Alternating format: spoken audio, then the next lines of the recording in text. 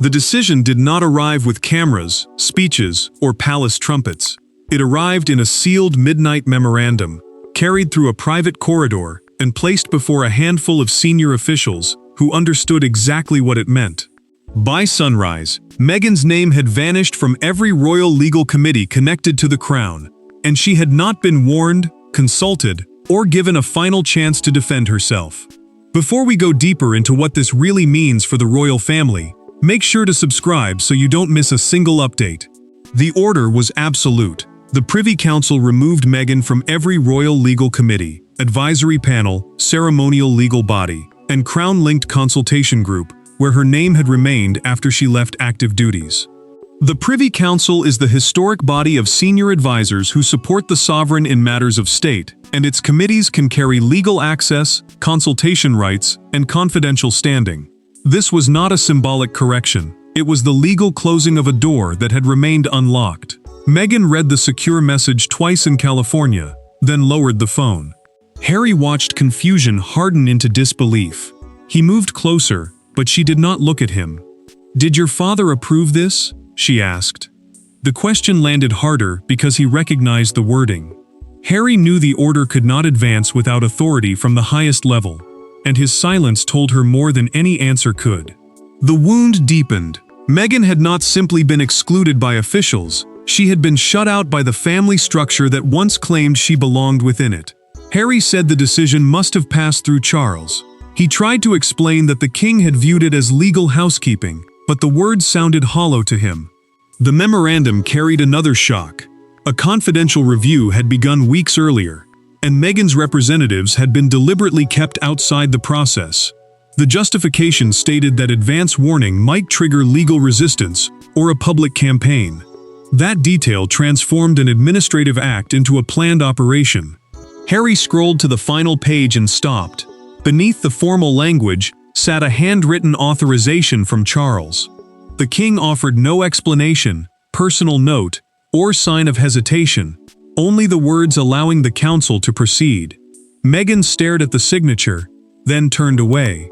But one final name changed everything. William had received a private copy hours before Meghan and Harry, suggesting the prince knew the order was coming in advance. Meghan had lost her remaining legal foothold, but the deeper wound came from realizing that the people closest to the crown had been given time to prepare, while she had been left completely blind. Behind the legal language were four people carrying four different versions of betrayal. Meghan saw an institution punishing her without a hearing. Harry saw his father choosing the crown over his son once again. Charles believed he was protecting the monarchy from another constitutional storm. And William, standing closest to the future of the throne, knew that silence had made him part of the decision, whether he had demanded it or not. Meghan had treated those references as proof that her royal identity had not been erased. They gave her no operational power, yet they showed that the institution recognized a formal connection. A royal legal committee is a crown-linked advisory body that reviews royal matters, and even a dormant place could preserve symbolic belonging in the eyes of the crown itself forever. Losing that connection meant the palace was closing the door. Meghan turned to Harry and asked whether he had known the review was underway. He denied receiving advance notice, but his pause betrayed him. Harry admitted he had sensed silence from London and chosen not to press. To her, that hesitation felt like another decision made around her, rather than with her. William entered Charles's study at Windsor and closed the door. He challenged the secrecy, warning that the removal would look vindictive after denying Meghan a hearing. Charles answered that advance warning would have turned a legal correction into a public battle. The king insisted that royal titles and legal privileges could not remain unclear, because confusion today could become a constitutional dispute tomorrow. William pushed harder. Charles then disclosed, through a written briefing, that legal officers had initiated the process, not the prince. Yet the monarch reminded him that when advisors asked whether Meghan should retain any committee status, William had said unclear authority could not continue indefinitely. The future king had not demanded her removal, but his answer helped make it possible. Camilla had shaped the timing. In a recorded private conversation summarized by the king's secretary, She told Charles that hesitation would look like fear. The Queen Consort did not order Meghan's removal, but she warned that every unresolved privilege could become another weapon against him. Charles listened and did not delay. Meghan searched archived correspondence and found a formal invitation from the previous year. A handwritten note beside her name read, "Participation remains available by request." Harry stared at the words, realizing they could challenge the claim that her role had become inactive. What looked like a sudden punishment had been building quietly for months, and the forgotten invitation in Meghan's hands led directly back to the moment the palace decided she had crossed an irreversible line. Every royal rupture has a moment that later appears inevitable. For Meghan, it was not an interview, a memoir, or a public accusation. It was a closed constitutional ceremony at St. James's Palace, where one empty chair, one unexpected demand, and one sentence, spoken before stunned officials, convinced the Crown that her remaining legal connection could no longer be treated as harmless tradition. Months earlier, legal officers had begun reviewing dormant royal appointments linked to relatives no longer carrying out public duties. A dormant appointment means a role that still exists on paper, even though the person no longer actively performs it. Most entries were treated as routine corrections, but Meghan's name raised a sharper concern because several committee records could still send confidential briefing papers to anyone formally listed. The pressure broke during a private legal observance ceremony at St. James's Palace. A legal observance ceremony is a closed royal meeting where constitutional duties and formal procedures are acknowledged before senior officials. Meghan's representative arrived, carrying a written request for her to join remotely from California, arguing that her surviving committee status gave her the right to participate. William heard the request read aloud and placed his pen on the table. The prince asked whether Meghan could technically receive the confidential papers attached to the meeting. When an official answered yes, he leaned back and demanded to know why no one had closed that gap earlier. His concern was not symbolic. One overlooked circulation rule could expose sensitive discussions and create a future claim of unequal treatment. Meghan answered later that afternoon through a documented telephone exchange recorded in the council secretary's notes. "If my name remains legally attached, then my voice cannot be excluded when convenient," she said. Her words were calm, but officials heard a warning. They believed she intended to use the status, not merely preserve it as an honorary connection. Charles read the transcript alone that evening. The king folded the page, removed his glasses, and instructed the council secretary to examine every committee, panel, and advisory reference connected to Meghan.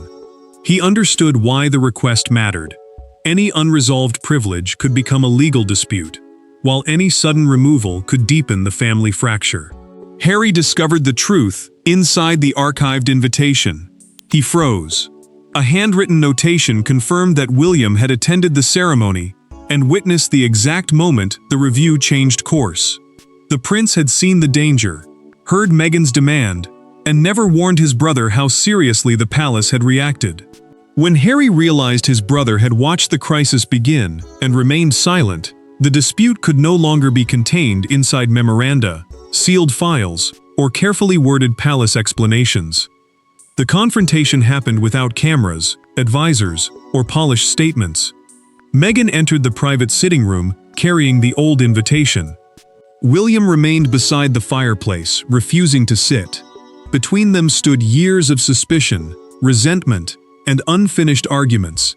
But this time the conflict had a single name, a single document, and a question the prince could no longer avoid. Why had he allowed her removal to happen in silence? Harry had forced the meeting before any public response could leave the palace.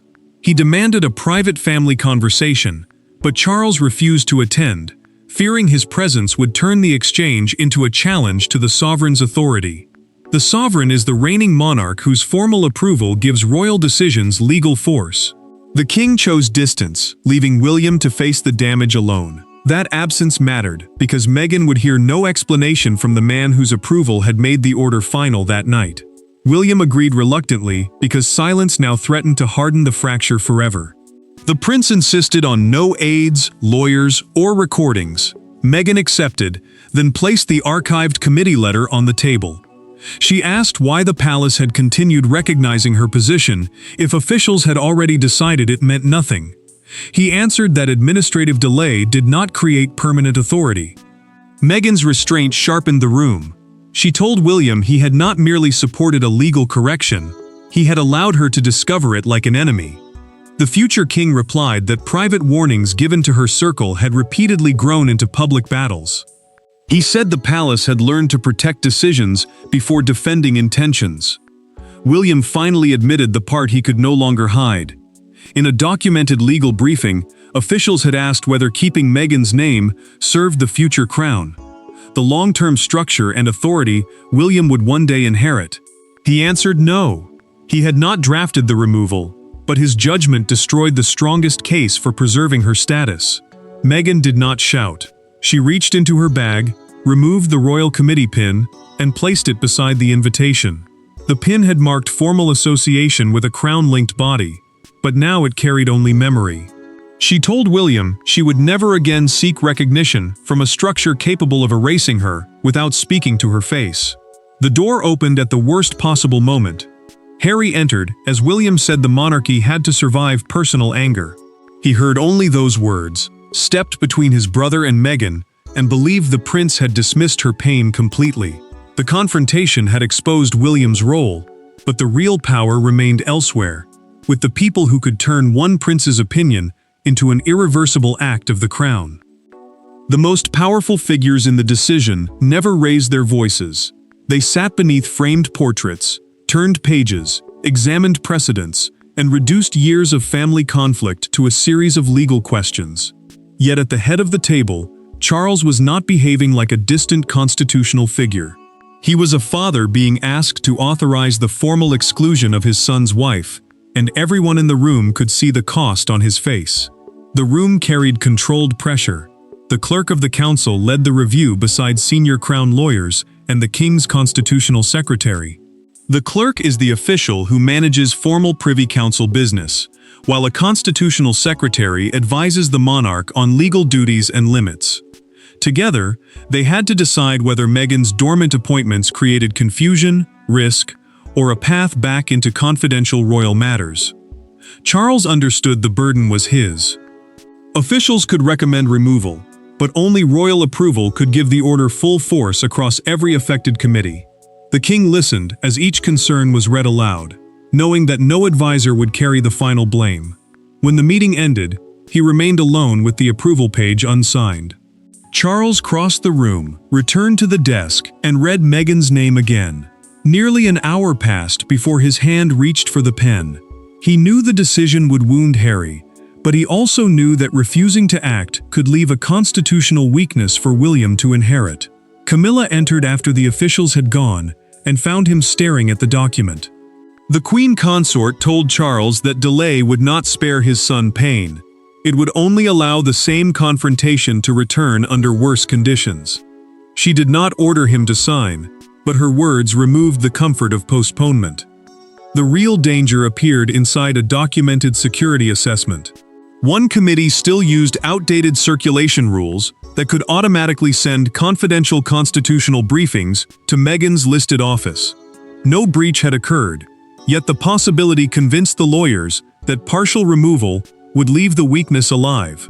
Charles rejected the softer compromise. Advisors suggested keeping Meghan as an honorary non-participating member, meaning her name would remain while her authority disappeared. The king refused because the title would preserve the same ambiguity and invite future claims that she had been unfairly excluded. Then the implementation schedule exposed the full reach of the order. Meghan would lose not only meeting access, but also the right to nominate representatives or request archived committee records.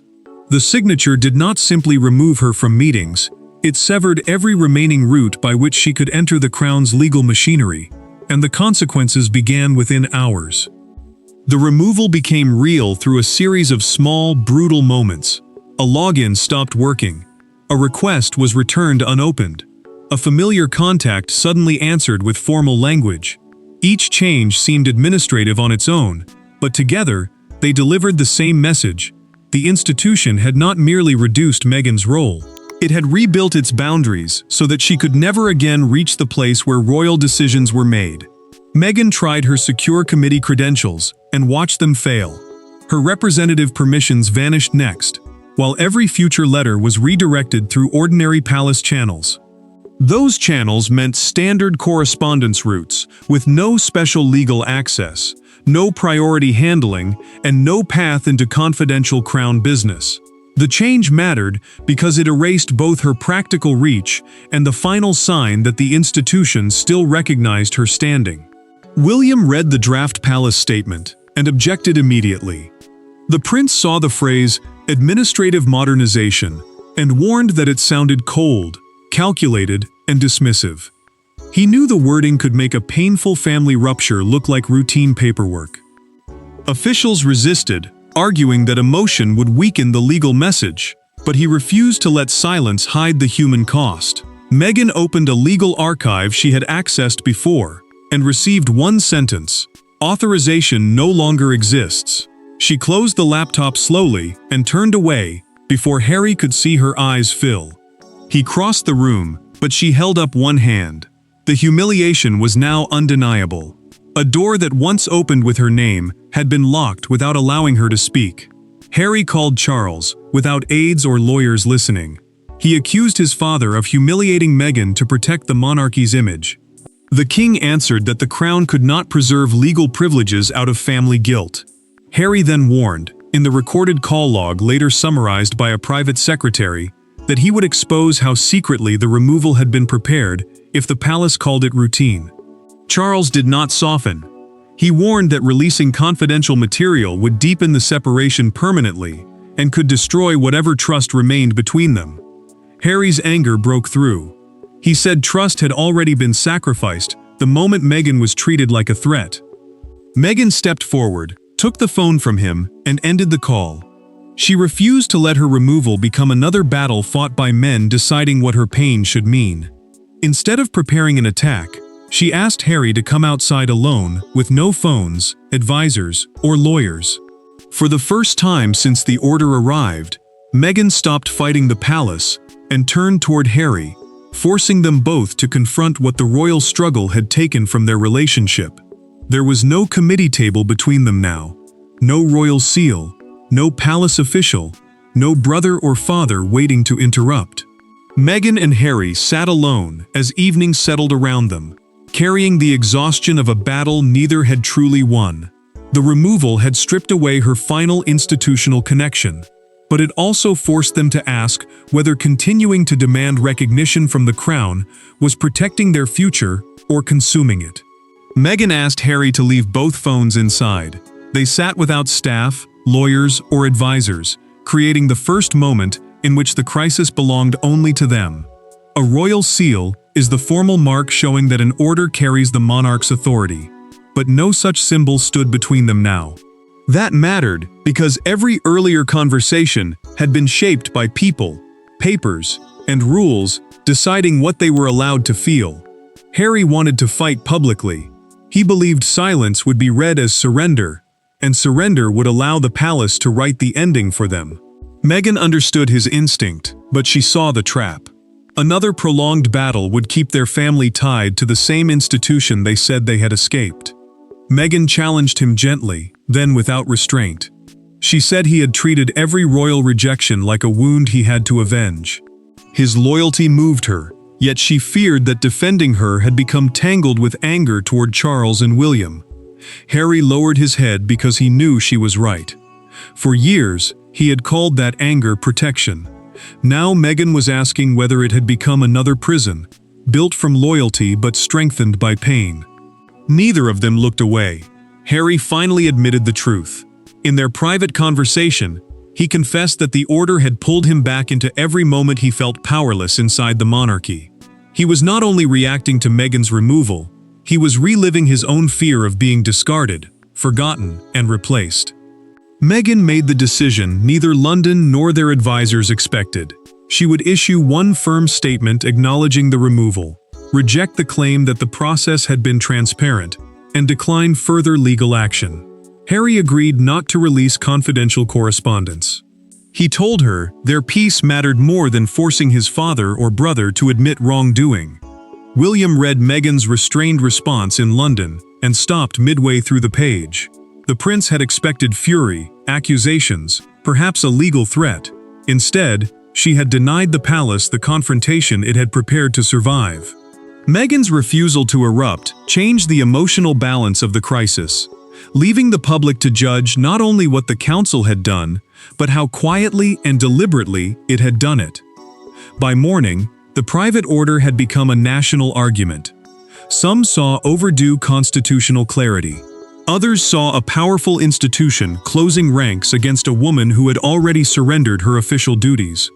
Yet one image captured the unease, more powerfully than every panel discussion. Meghan's former committee pin resting alone beside the palace invitation, photographed against a bare table with no caption except the date of her removal. Buckingham Palace moved first, issuing a statement that described the decision as part of a wider review of inactive legal appointments. An inactive legal appointment is a role that still exists in official records, even though the person no longer performs its duties. The statement avoided Meghan's name in its opening sentence, hoping procedure would smother emotion. Instead, the omission made the message feel colder, because the public could see exactly whose place had been erased. Commentators split almost at once. Constitutional analysts defended clear lines of authority, arguing that royal access could not remain uncertain. Royal correspondents asked a harder question. If the correction was truly routine, why had it required secrecy? That doubt gave the story its force. The law looked settled, but the manner of settlement looked deeply personal. The London Chronicle captured the mood with one fictional front page. Beneath the abandoned committee pin, the headline read, "Removed without a word." Copies rose above a gathering crowd outside Buckingham Palace, and the phrase spread faster than the palace explanation.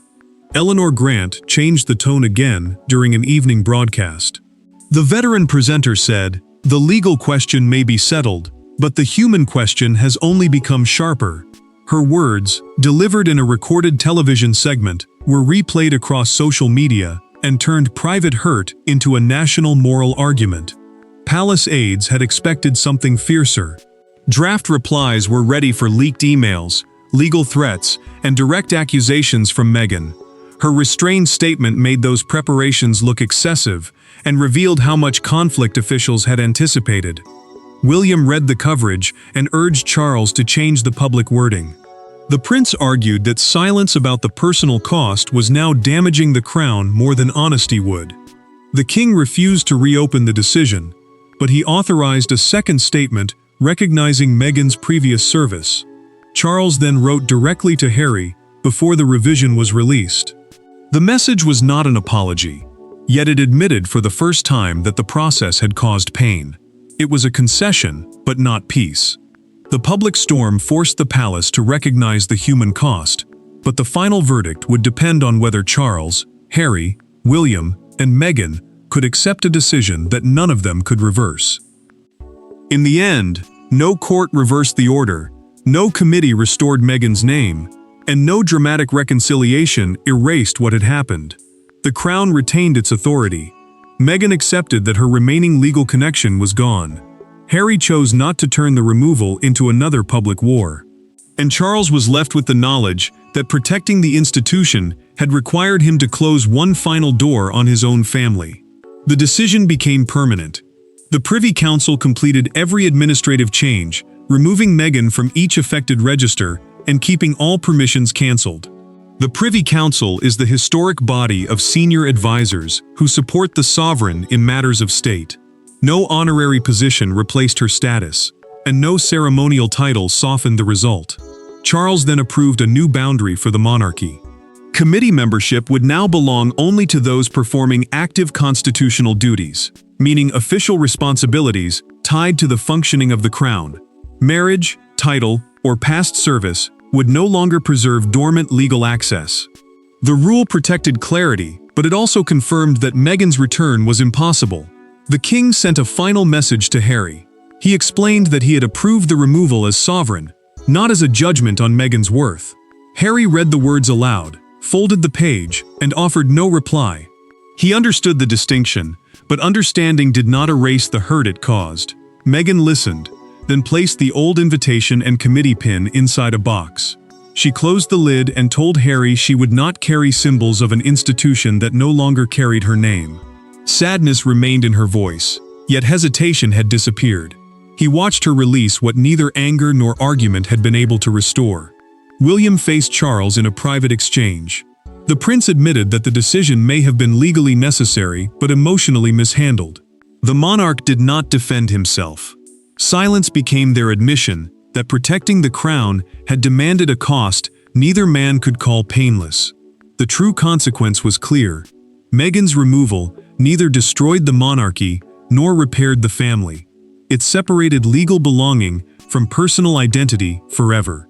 The Privy Council gained clarity, Charles preserved royal authority, and William protected the structure he would inherit. Yet Meghan gained something the order never intended to offer: freedom from waiting for royal recognition. The monarchy closed the door, but she chose not to knock again. The order ended Meghan's place within the crown's legal world, and her decision to walk away without another battle transformed humiliation into final, irreversible freedom. Thanks for watching. Please don't forget to like and subscribe, and we will see you in next one.